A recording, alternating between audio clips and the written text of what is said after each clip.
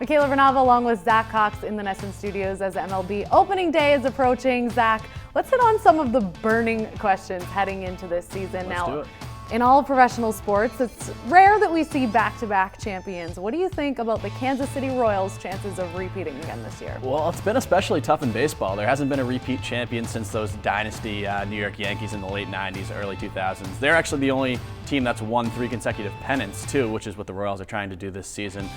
And they're going to face some stiff competition. I think even in the division, I really like the Cleveland Indians' chances this year. But again, the Royals bring back almost everybody from last year, so they definitely have a good shot.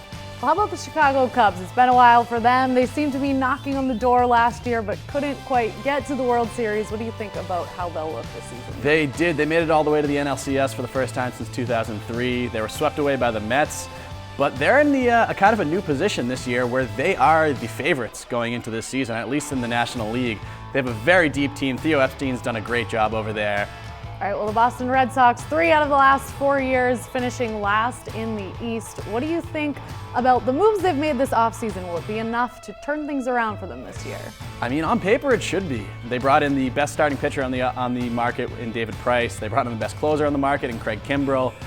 On paper, this team should be able to contend for a playoff spot at the very least, if not even make a push for an AL pennant. All right, well, I'd be remiss if we didn't dip into the controversial stuff and something I know is on everybody's minds. Zack, how do you feel about bat flips? I love bat flips. If anybody that watched the MLB playoffs last year, that Jose Bautista moment in that Blue Jays-Rangers playoff game, that was awesome. Anybody that doesn't think that was awesome, I just don't understand them. Amen to that. Anything that spices it up. Zack, thanks. Make sure to keep it on Nesson.com for all your MLB news.